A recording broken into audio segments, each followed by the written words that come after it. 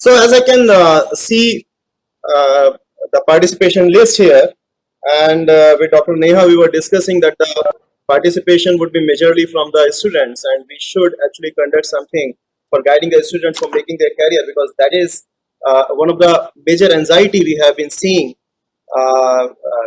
more specifically towards the final year or the pre-final year students, and more specifically in the professional courses where the student is uh, more career oriented.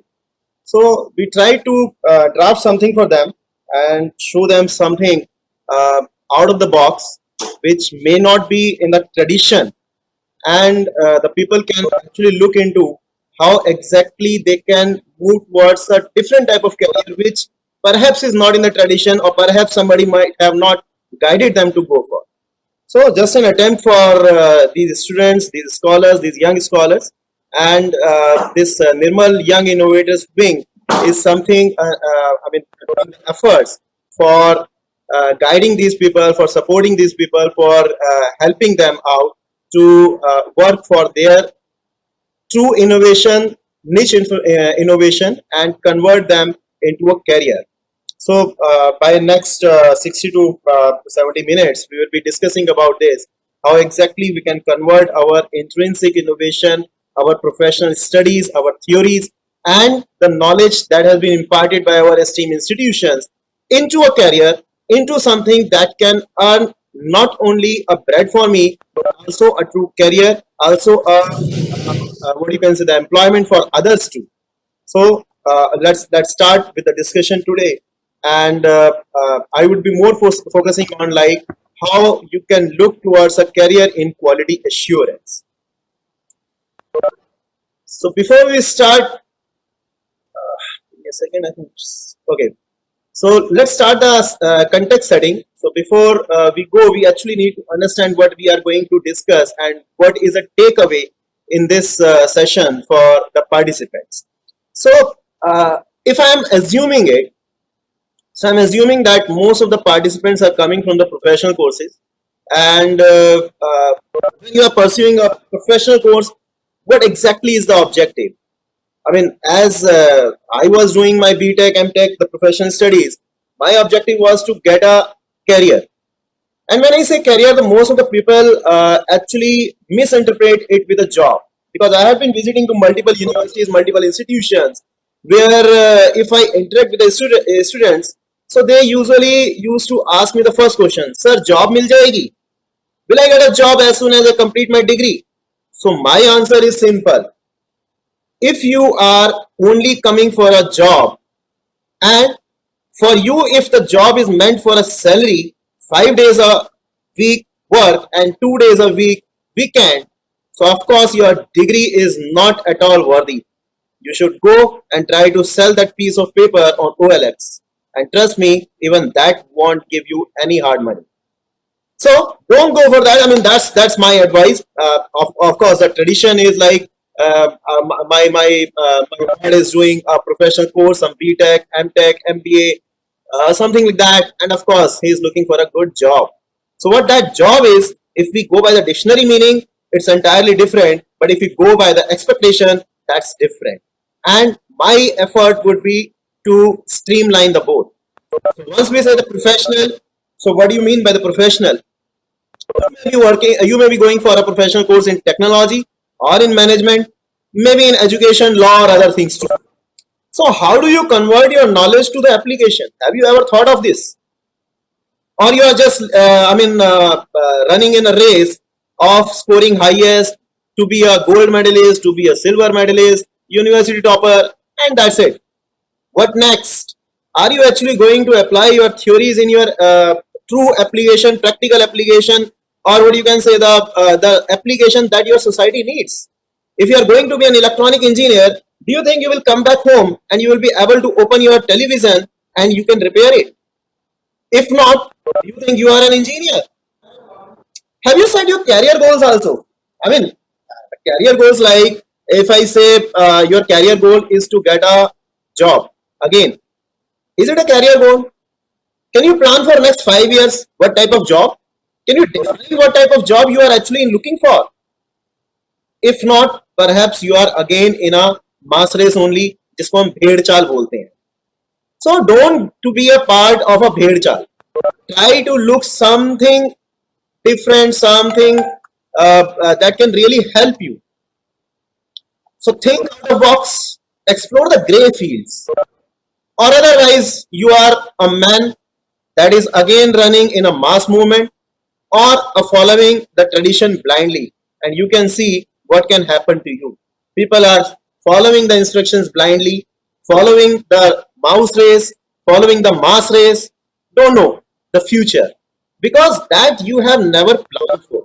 You're just running, and that's why we say that, boss, how have you reached to a career? Was by chance.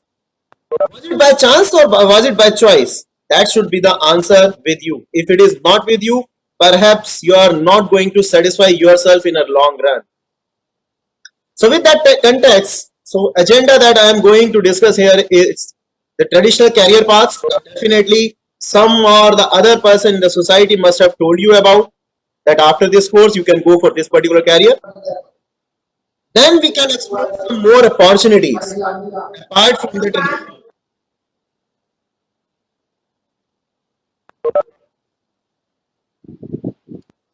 Then we will be trying to understand what this quality assurance is, what are the multiple branches for career in quality assurance, and how you can involve yourself in this career branch. So that will be the overall crisp small agenda for next 60 to 70 minutes.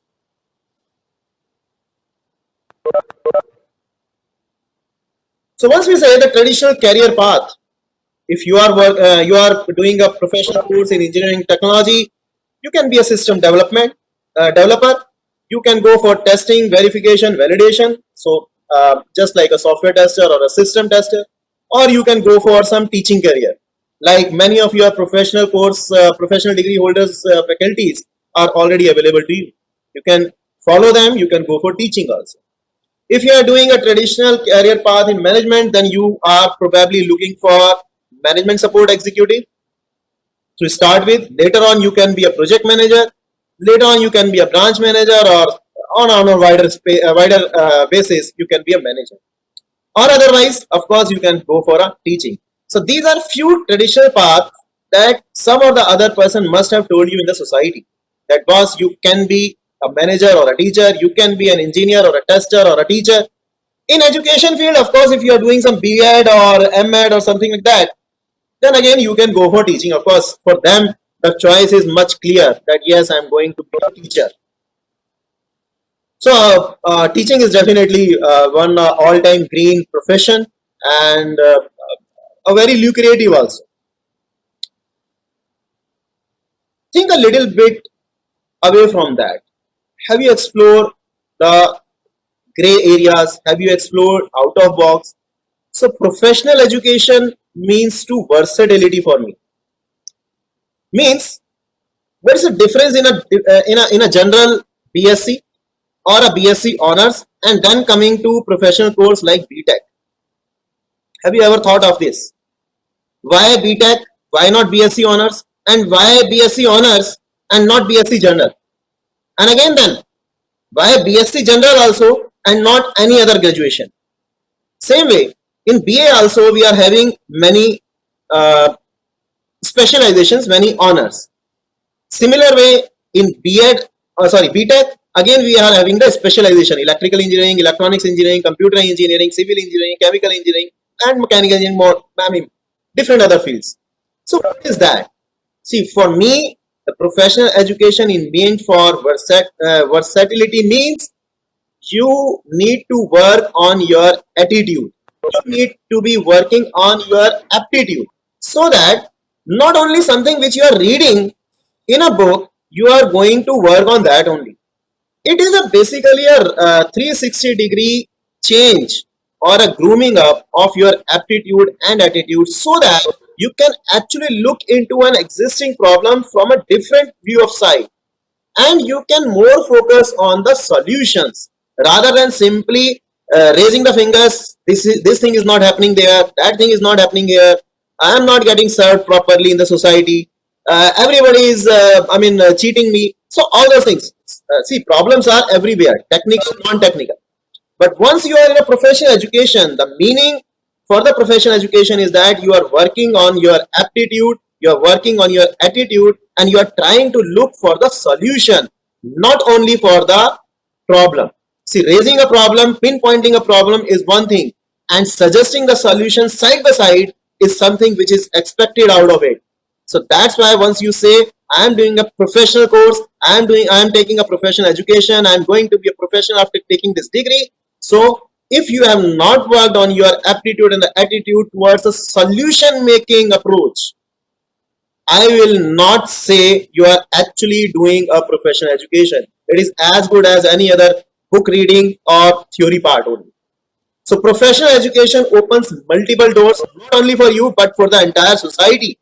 So you need to always keep in mind to serve to a wider mass. If you are doing that, yes, you are a professional. If you are not, again, your degree is another piece of paper only. I will show you with some examples how exactly it is working and how it is going to help you. As I told, if you are working on your attitude and aptitude, your mindset actually forces you to explore something out of the box. Have you ever thought of what an engineer can be? The engineer can be an engineer, of course. A product developer? Yes. A teacher? Okay. Have you ever thought the engineer can be a trader? Can you open a shop, buy something and sell it to the society? Somebody may be thinking like, yeah, I have done engineering. How can I be a trader? I will not be. It's against my reputation. Absolutely not. There are lot of technical products available here whose trading is possible only through your professional course, only through your professional mindset, and only through your professional skills. And what about to be a consultant? Of course, you need to have a domain knowledge and the knowledge of the linked domains. But yes, if you are having that, you can be a consultant. Perhaps very less people think how can they be a consultant. Most of the people try to look for a job. Salary आ जाए, 5 दिन काम करना पड़े, 2 दिन की छुट्टी मिल जाए, I am happy. While doing an interview for the freshers, I have been facing these type of questions which I really say, and I really don't hesitate to say that it is very shameful when the scholars, these young scholars ask, sir, 5 days a week or 6 days a week? What is my salary? How many holidays? How many leaves? What are your what you can say insurance policy? Are you actually coming for those facilities there? If you are coming, please don't come. So think out of the box, as I told. So try to be. When I say consultant, means a facilitator to somebody. There are a lot of the problems in the society which can be solved by your professional knowledge.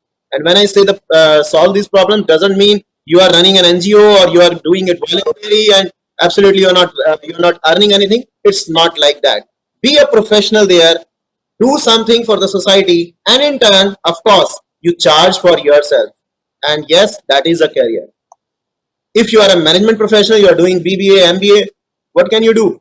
Of course, you can be a management support, you can work as a management executive, then you can be a manager, you can be a project executor, you can be a planner, of course, you can be a teacher.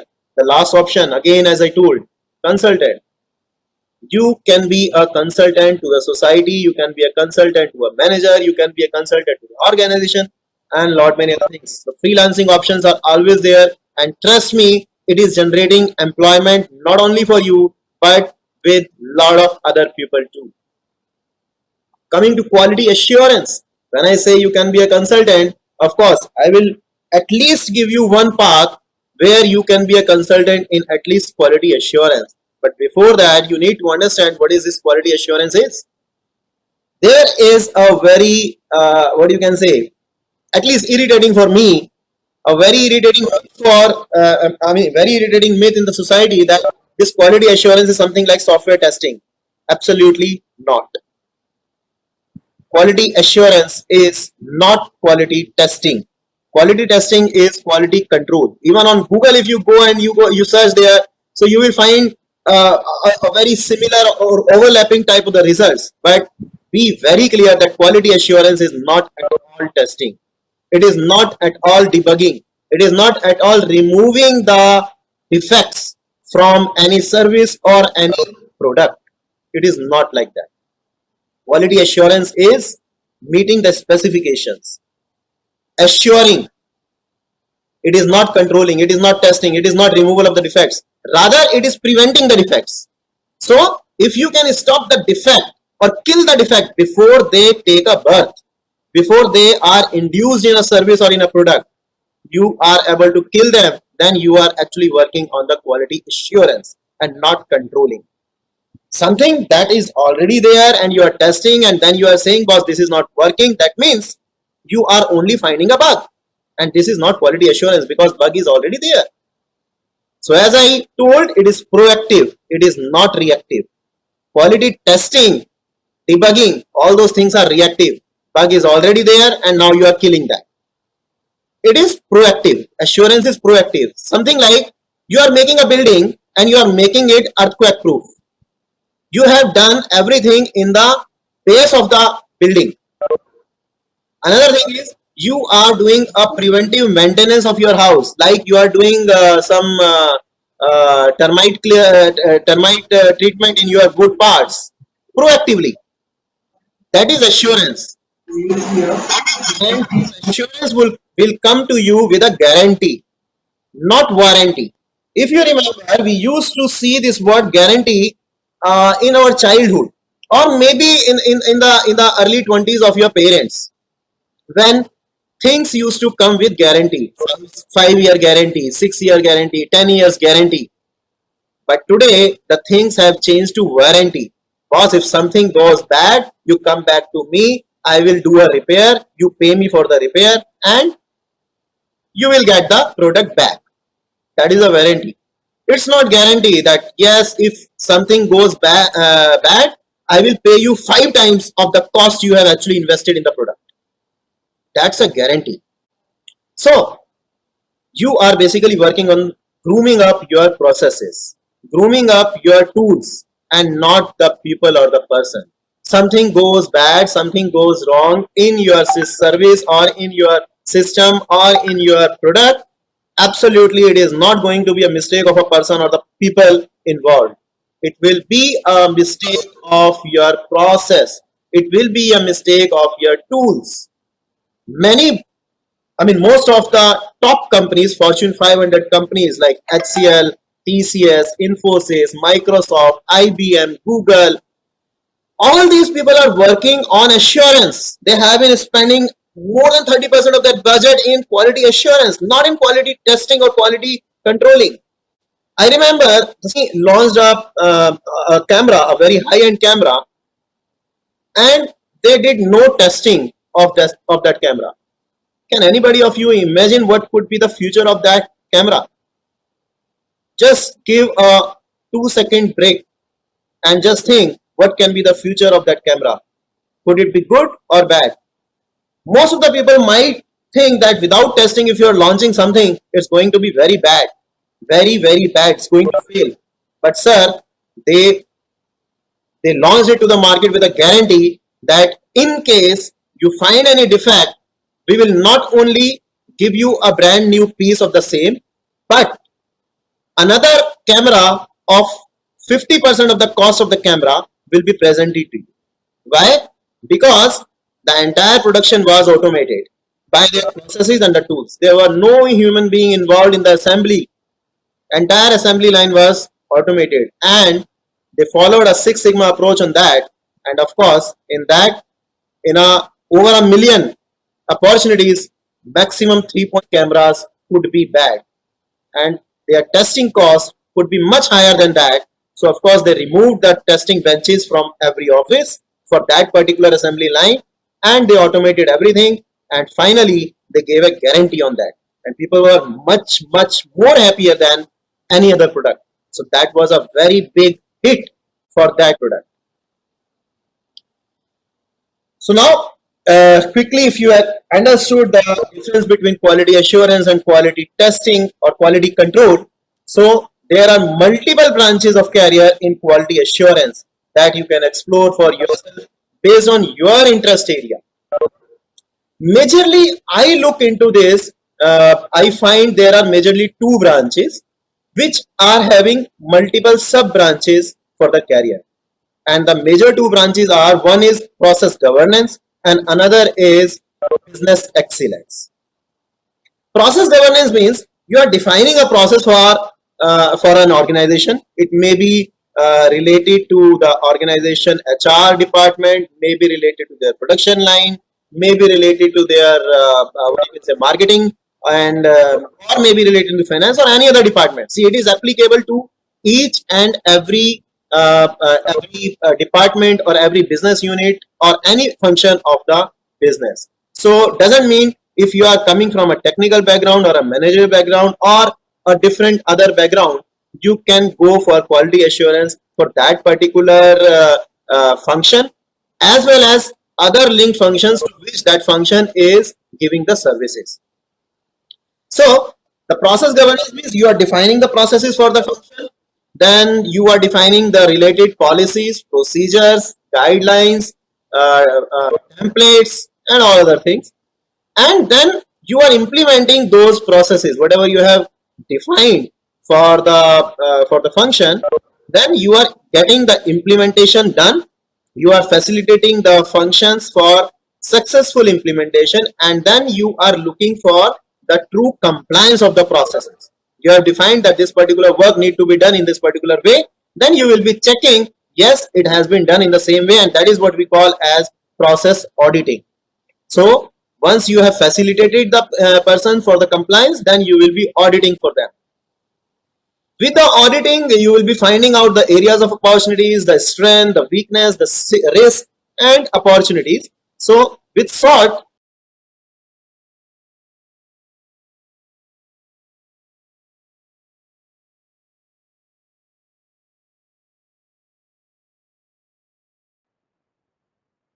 then you will be moving towards the standardization of the process. There are multiple international standards already available in the market for different purposes, or you can define your own standards also. Many organizations are having their custom standards on which they are working. For example, ISO 27K is for information security. ISO 9000 is for quality management system. That is basically the overall quality management for every function, including HR, admin, IT, finance, sales, marketing, operations, deliveries, SCM, everything. Then TL 9000 is another version of ISO 9000 only, that is applicable for telecom communication, telecom companies like Hughes is there, HCL Telecom is there, Airtel is there, Vodafone is there, Bharti is there. So for them, you are basically following the TL 9000 standards. So PCI DSS is another one which is very much popular in the current market, which is basically there for payment card interfaces. You might have seen that multiple wired or wireless instruments, palm top instruments are available on which you swipe your cards, payment cards, credit card or debit card, and the payment is done. So for them, there is a big security standard for their data centers, for their network, and for their instruments. So that is what we call as a PCI DSS. So another field for the quality standard is VAPT, that is meant for the cyber security, vulnerability assessment, and penetration testing. So people who are having the interest in core network technology, network communication, network securities, ethical hacking, all those things, if people are having that type of interest, they can move into VAPT part, which absolutely are supporting branch for the quality assurance. ISO 14,000 is another standard that is for environment management. If people are interested in applying their knowledge for earth preservation, environment preservation, natural resource preservation, green technologies, all those things, then you can go for this particular line. You can apply your interest there with your technical knowledge, and you can help the organizations as well as societies with your career. Okay, so it is not away from your career. It is not something which is only volunteer or something through some NGO or something. Absolutely, you can make a career in that, and you can serve to the society side by side.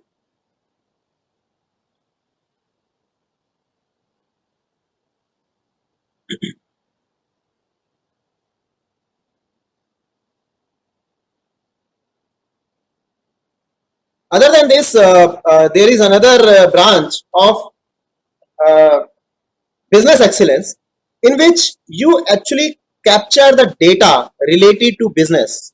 You capture the data how different functions are working in a business. You capture the data how market is working. Lot of data, thousands, lakhs, crores, billions of data items you explore and capture their behavior and try to find out some type of forecast, some type of analysis, some type of SWOT analysis, where you actually find what are your strengths, what are your weaknesses, what are your risks, what are your opportunities, and based on that you help your management and the entire business to improve their performances. So once we say the business excellence, that is more towards performance evaluation, or rather we should start with like data capturing, then you analyze the data and put the interpretation, then you basically baseline the data and show how exactly a particular function or a particular group of the people are working. Then you find out the areas of improvement or the opportunities of improvement. Then you help the people to improve them and reduce the defects, improve the quality, everything. So that comes in your business excellence. So a part of this is very much popular, Six Sigma, which has been now supported with lean approaches. So now Lean Six Sigma is very much in the market, where you can apply your brains, where you can apply your knowledge, and you can help the businesses for their their improvement through the business excellence skills. So once you are ready to make ready to make a career in quality assurance, some of the basic quality assurance skills you should be developing side by side. Like for business excellence, more focus is on statistics and the probability theories. Then you will be more focused towards quality data analysis and interpretation.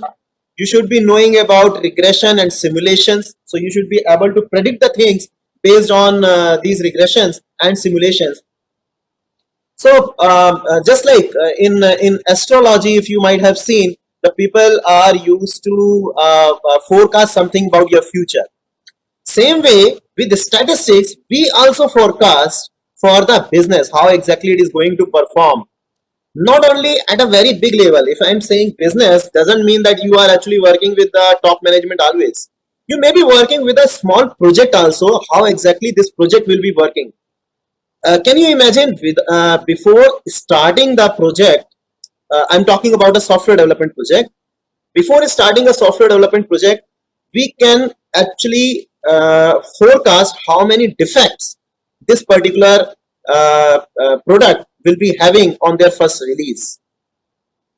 And you may be surprised to understand this, like if the actual number is more than that, it is one thing, of course it's a disaster.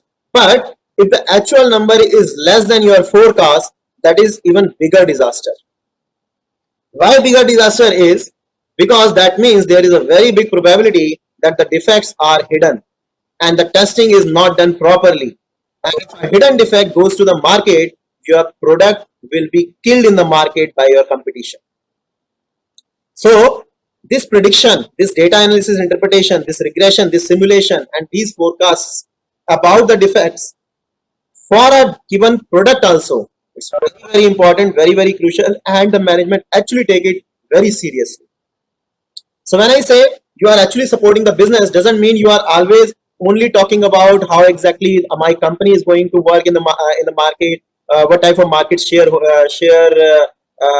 domination will I be having, whether what will be my profit ratio, what will be my growth ratio. Not only that, of course, that is on a higher level, but for the starters also, for the freshers also, there are the opportunities where with the statistical knowledge, with the probability theory knowledge, and with the technical knowledge of the field, they can go and support the projects, small as well as big projects, for the business excellence. They should be having auditing skills, and for representing themselves, sometimes a certification is also required. Domain specific knowledge, of course, is required, because until unless you are having that technical knowledge, you won't be able to interpret or understand the language of the group. And until unless you are able to communicate your results to the intended group, results will not be considered serious. So of course, there is a need of a domain specific skills. I have already done an engineering, then I need to be an engineer. Of course not. Delhi को कुछ मतलब नहीं है, इनको अपनी economy देखनी है ना। इकोनॉमी भी जगह रहे हैं ना, जगह इंसान रही है, इकोनॉमी ने बड़ी काम करी है।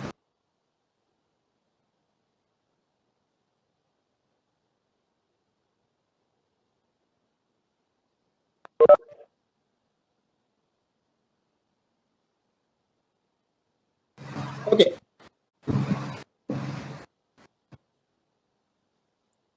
Early opportunities for scholars. If you actually want to explore what is going in the market, before actually going for the job interviews, there is another requirement of internship.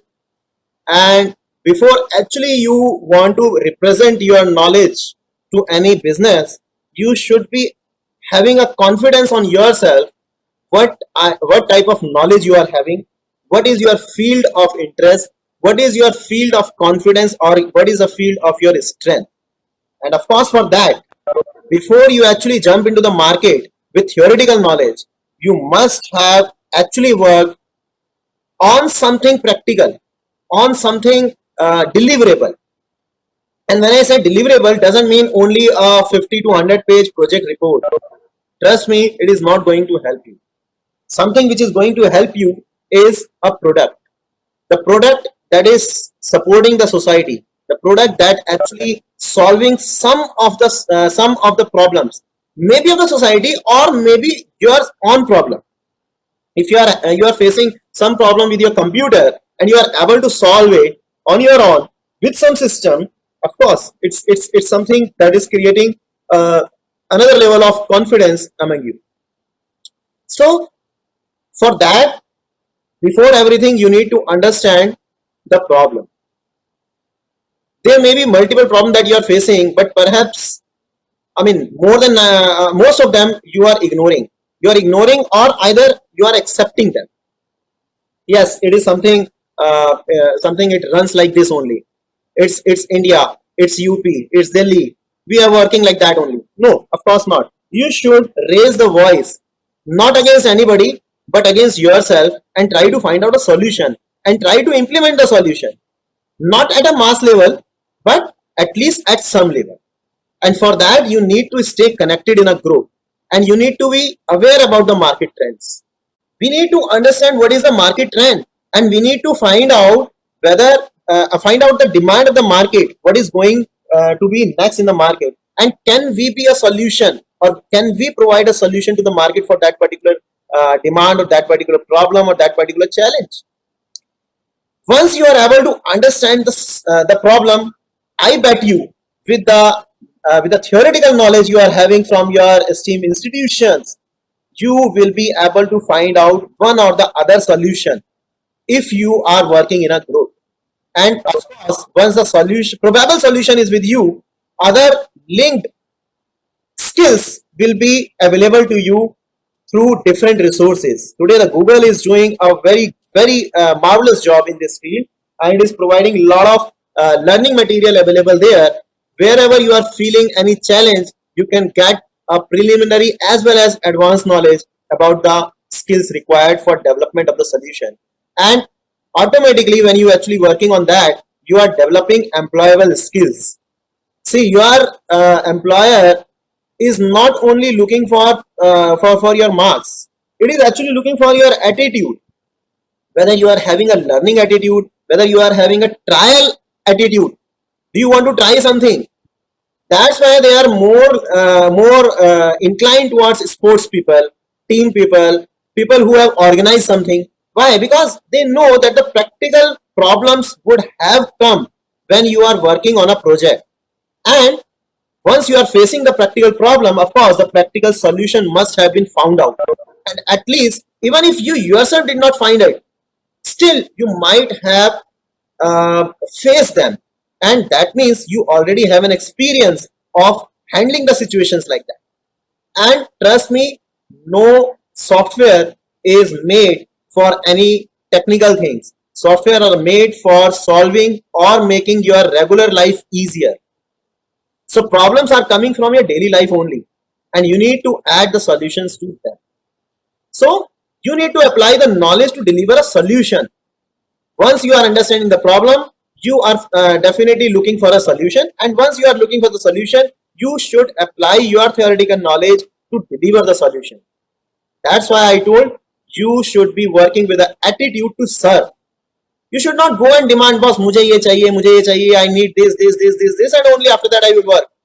No, you need to survive with your existing resources only. And trust me, your resources are more than enough. Sorry. Your resources, learning resources, your books, your labs, everything, trust me, it is much more than enough to you with which you actually can survive. And you should always keep in mind the 3 E's of employment. Whenever you are working or starting to work like a fresher, offer yourself for the exploitation. Try to work at least double the time for which you are getting paid. That's the time for exploitation, offering yourself for the exploitation, and only after that you will be groomed. The second one is equalization. When you are actually have received enough experience, now you are saying, boss, this much I am getting in the return, so I am delivering you this much. The more you are giving me, the more I will deliver. So that's the equalization part. And the third one is expectation. Now it's the time to demand. It's my time. I am the expert. I am different from the society. This solution is available only with me, not with others. So yes, I can demand. I can demand as per my expectation. So if you are following these 3 E's, trust me, nobody is going to stop your success in your career. But if you actually topple their sequence, it will be a big disaster. And that's what the most of the people are making a mistake here. At New, we are supporting these young scholars in getting their internships, in getting in getting worked on their aptitude and attitude, so that they actually can understand the problems around them, and they work with an attitude of providing the solutions to those problems with their technical knowledge. And for them, for that, we actually make them connected in the groups and make them aware about the market trends. There are a lot of open projects, of course, coming from our daily routine problems only. So once we give you an attitude of recognizing the problems, you can recognize the problems around you. You can show them on a platform in a formal way. Our mentors, help you to groom that particular problem in a problem statement, so that a technical person can understand the problem and come forward to solve the problem with the technical mindset or the technical skills. People can come and select the projects as per their interest, and they apply the knowledges they are getting from their respective esteemed institutions. And of course, a group of mentors is available for guiding them for that particular skills. Finally, they deliver the solution and they even earn for their efforts. Apart from that, internship certificate is of course a bonus. So with that, you can convert the skills to your career. You can create your own small groups in your institution, in your society, in your own friend circle also, and you can work in the similar way. Or if you want to explore at a bigger platform, you can join the group. You can basically work on a global level. Some of the live projects we already have. We are working on these things like EnviroFriend. The people like these young scholars only develop because of this COVID-19. The commutation and the transport is badly affected. And the auditing is one of the industry that is very badly affected due to this, because auditor need to go to the facility of the auditee and conduct the audit. Now with this solution, at least for green auditing, we have created a system in which people are submitting their information, some GPS tagged images, some GPS tagged videos also are there, and based on that our auditors are doing their audits. 70% of the audits is performed by the robots only, and 30% of the audit is conducted by the certified auditors, which are the human beings. So again, as I told, these type of the solutions have been provided by the young scholars only in their internships. NASAS, we are working, it is still a open project. We have completed, I think, 20% of the part of this, and first trial has been released, in which NAC institutions have been provided with a solution so that they can do a self-assessment before they actually go for a final assessment by the government. FEATHER is another very successful project that has been delivered by the young scholars.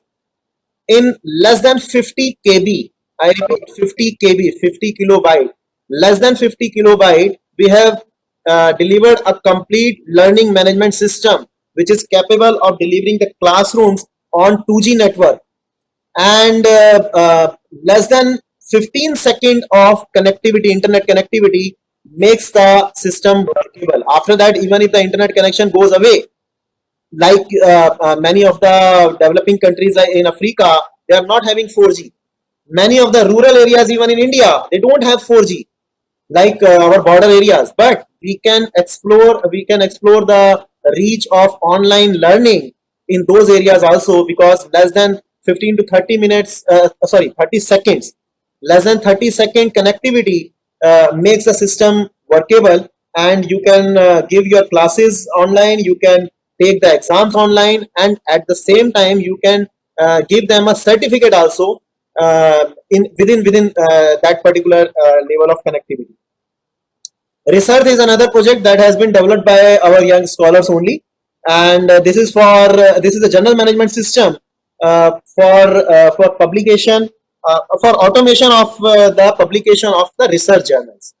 So similar type of the projects we are getting from the young scholars based on the problems they have captured from the society, and we are converting them to the real time problem statements, and these young scholars are delivering really good by their skills in technology, in management, as well as in other areas.